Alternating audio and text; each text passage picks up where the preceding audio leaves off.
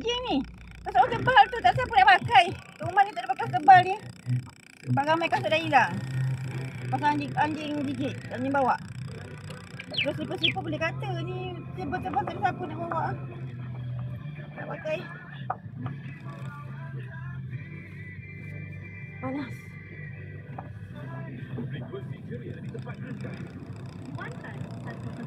Dia nak tanya Raya.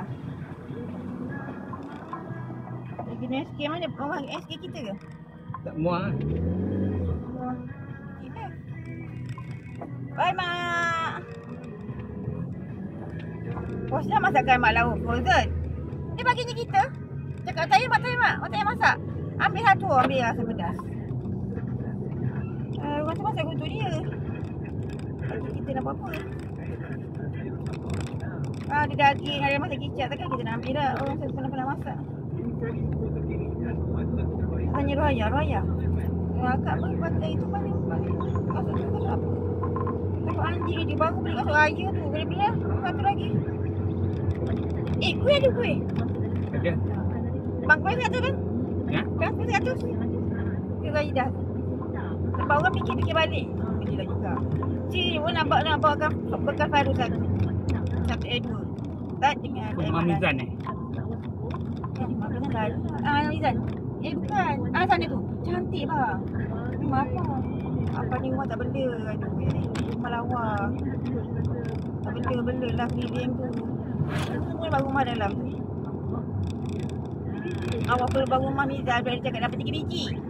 4 biji. Dapat rumah bang. Dapat homestay.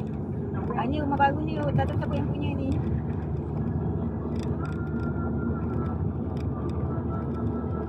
Buat aku tak siap-siap lagi.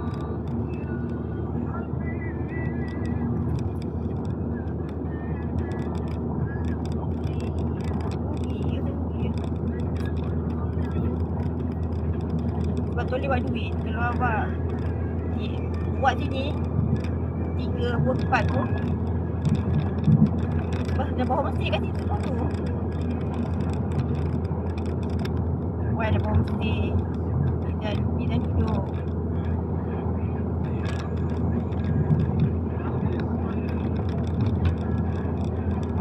Masih Raya dengan Salih dah bawa mesti.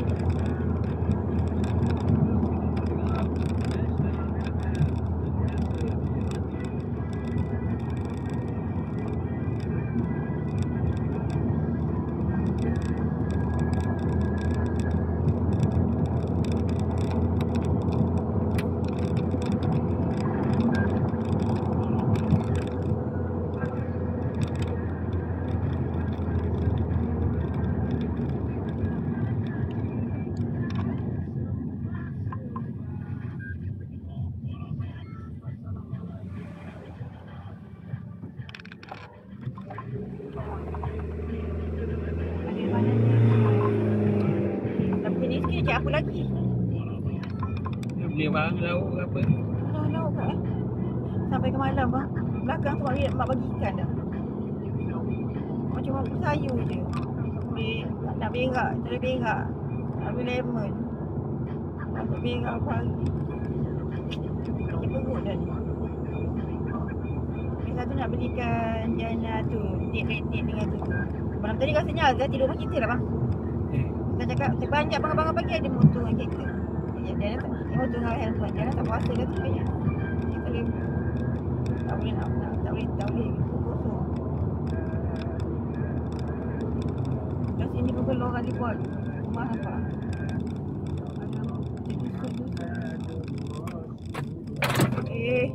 Assalamualaikum warahmatullahi wabarakatuh.